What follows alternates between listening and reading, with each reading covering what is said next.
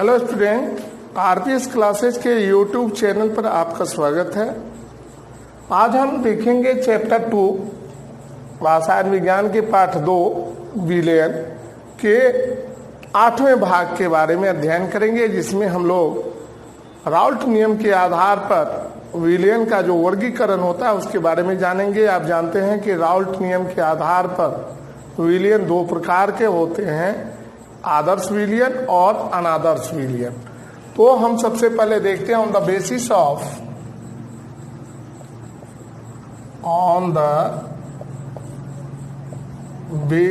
Of Raoult's law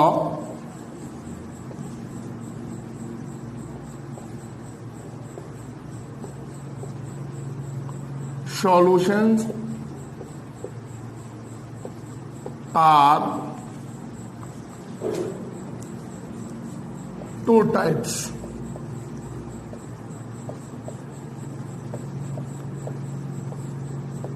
number 1 ideal solution, आदर्श विलयन।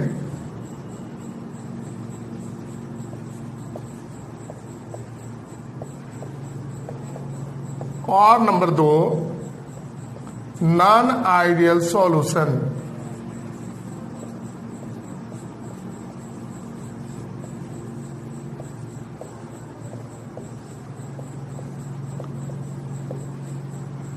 Raoult नियम के आधार पर विलयन 2 प्रकार के होते हैं, आदर्श विलयन और अनादर्श विलयन। आइडियल सॉल्यूशन को हिंदी में आदर्श विलयन कहते हैं और नॉन आइडियल सॉल्यूशन को अनादर्श विलयन कहते हैं। वैसे विलयन जो सभी सांद्रणों एवं तापों पर राउल्ट नियम का पालन करते हैं उनको आइडियल सॉल्यूशन कहा जाता है।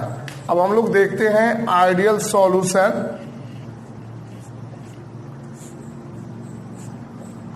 आइडियल सॉल्यूशन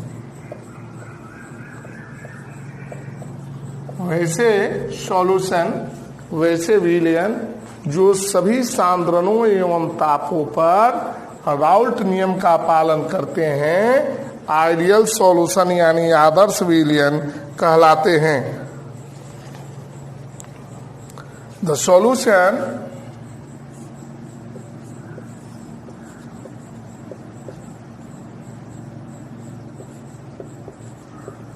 ओबे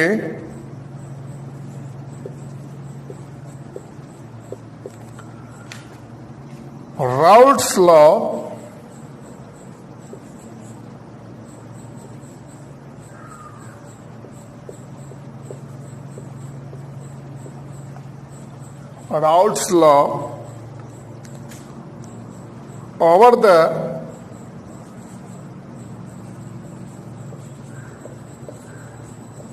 entire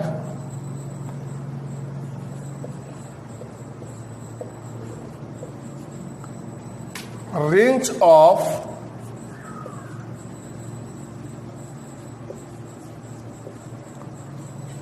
concentration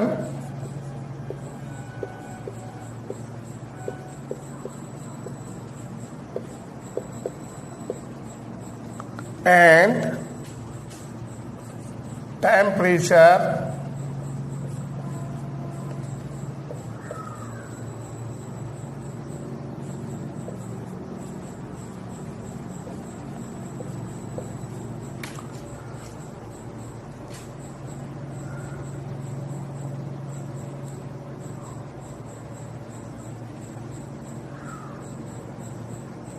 and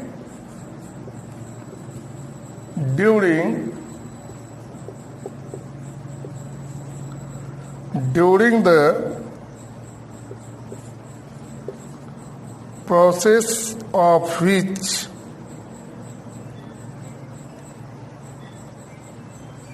चाहे formation of which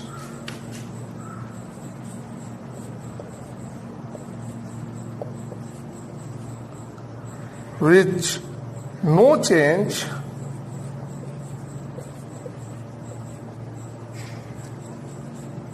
in enthalpy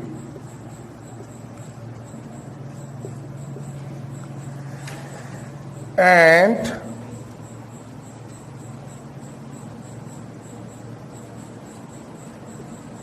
volume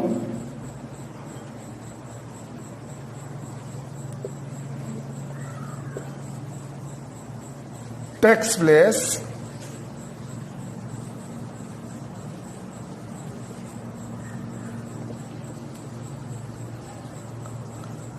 is called ideal solution. साधारण भाषा में हम इसको इस प्रकार लिख सकते हैं कि वैसे विलयन जो सभी सांद्रणों और तापमानों पर राउल्ट नियम का पालन करते हैं उनको आदर्श विलयन कहा जाता है। आदर्श विलयन की कुछ शर्तें हैं। आदर्श विलयन की कुछ शर्तें हैं जिसको हम लोग अब देखते हैं। स्टूडेंट आप वीडियो को पॉज करें और इसे नोट करें।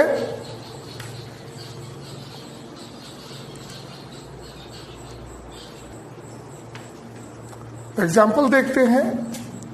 ये जो जोड़े हैं एनहेप्टेन एंड एनहेक्सेन का जो सॉल्यूशन है ये आइडियल सॉल्यूशन का एग्जाम्पल है। क्लोरोबेंजीन और ब्रोमोबेंजीन का जो पेयर है ये भी जो है ये जोड़ा भी आइडियल सॉल्यूशन का एग्जाम्पल है आदर्श विलयन का। बेंजीन और टाउलिन, इथिलीन ब्रोमाइड और इथिलीन क्लोराइड का जो विलयन है और कार्बन टेट्राक्लोराइड और सिलिकॉन टेट्राक्लोराइड का विलयन जो है ये सभी आइडियल सॉल्यूशन के सबसे अच्छे उदाहरण हैं। अब हम देखते हैं कि आइडियल सॉल्यूशन की क्या शर्तें हैं। कुछ शर्त होगी, इनके अवयवों के अणुओं के बीच अंतः क्रिया नहीं होती है।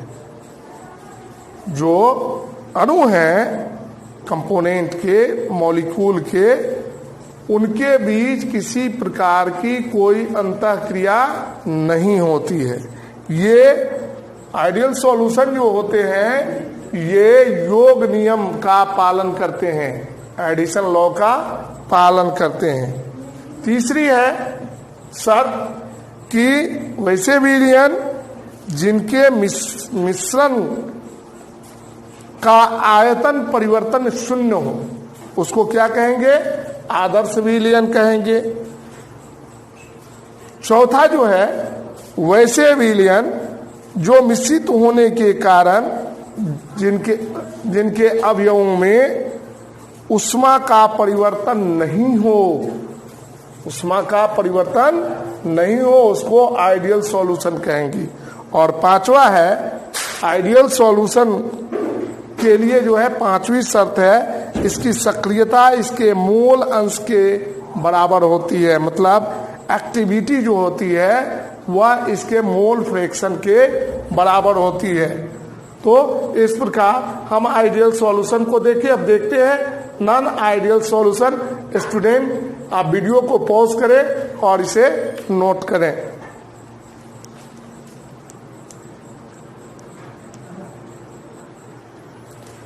Non-ideal solution, the solution to not obey Raoult's law, वैसा विलयन जो अनादर्श विलयन इसको कहते हैं, आदर्श विलयन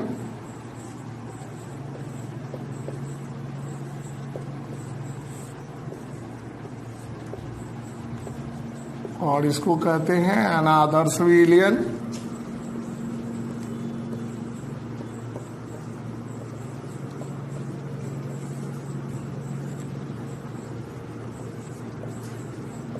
वैसा विलयन जो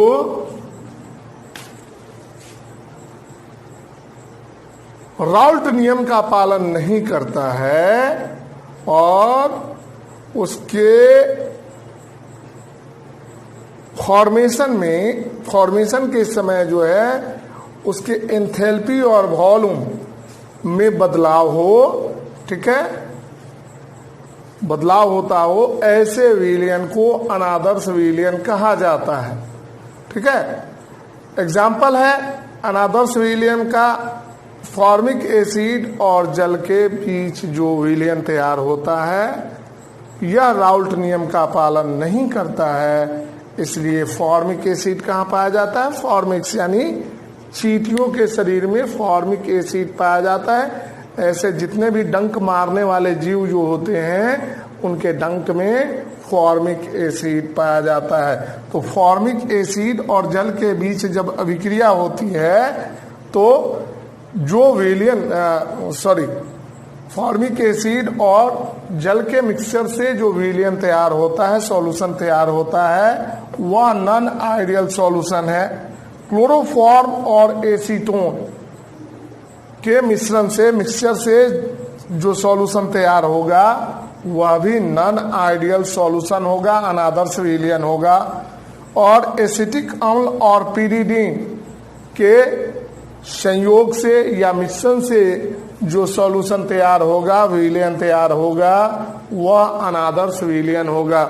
मतलब फॉर्मिक एसिड और H2O जो है ये नॉन आइडियल सॉल्यूशन के एग्जाम्पल हैं। क्लोरोफॉर्म और एसीटोन जो है ये भी नॉन आइडियल सॉल्यूशन के एग्जाम्पल है। एसिटिक एसिड और पिराडीन जो है ये भी नॉन आइडियल सॉल्यूशन के उदाहरण है।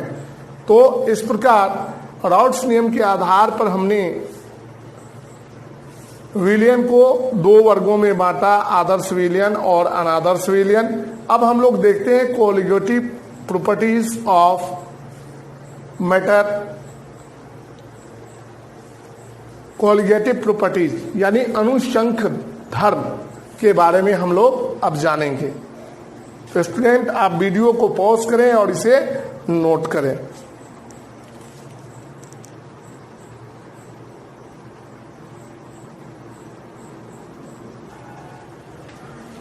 कॉलिगेटिव प्रॉपर्टी यानी अनुशंख गुणधर्म।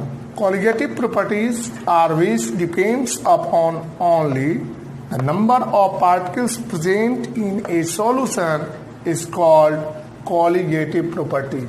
मतलब अणुओं का वह गुण जो है कॉलिगेटिव प्रॉपर्टी, अनुशंख गुणधर्म वह गुण है जो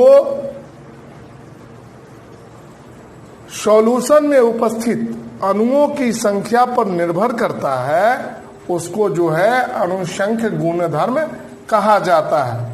the various colligative properties are, अनुशंख गुणधर्म जो है विभिन्न प्रकार के होते हैं। Relative lowering of vapour pressure यानी वेपर प्रेशर, वाष्प दाब का अवनमन, वाष्प दाब का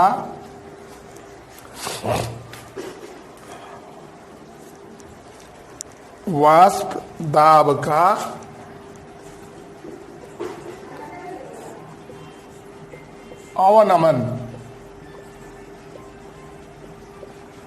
relative lowering of vapour pressure. दूसरा है एलिवेशन ऑफ बॉइलिंग पॉइंट यानी क्वथनांक का उन्नयन, क्वथनांक का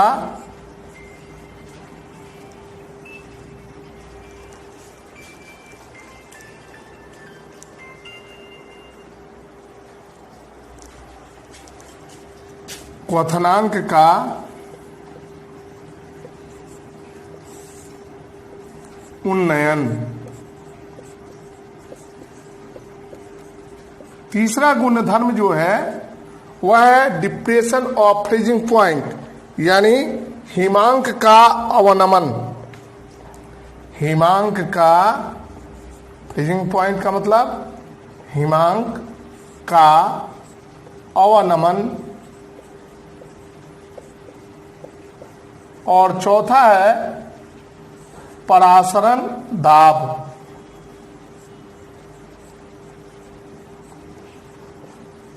परासरण दाब। तो इस प्रकार स्टूडेंट आज हम लोगों ने आइडियल सॉल्यूशन के बारे में अध्ययन किया, नॉन आइडियल सॉल्यूशन के बारे में अध्ययन किया और कॉलिगेटिव प्रॉपर्टीज के बारे में अभी थोड़ी सी जानकारी हमने प्राप्त की।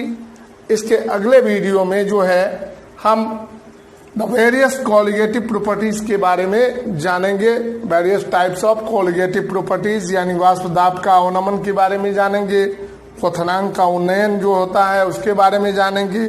तो दो को लेकर के अगर हम चलते हैं तो 2 दिन में हमारा जो है यह खत्म, 2 वीडियोज में ये खत्म हो जाएगा। तो स्टूडेंट आप अपने घर में रहें, सुरक्षित रहें।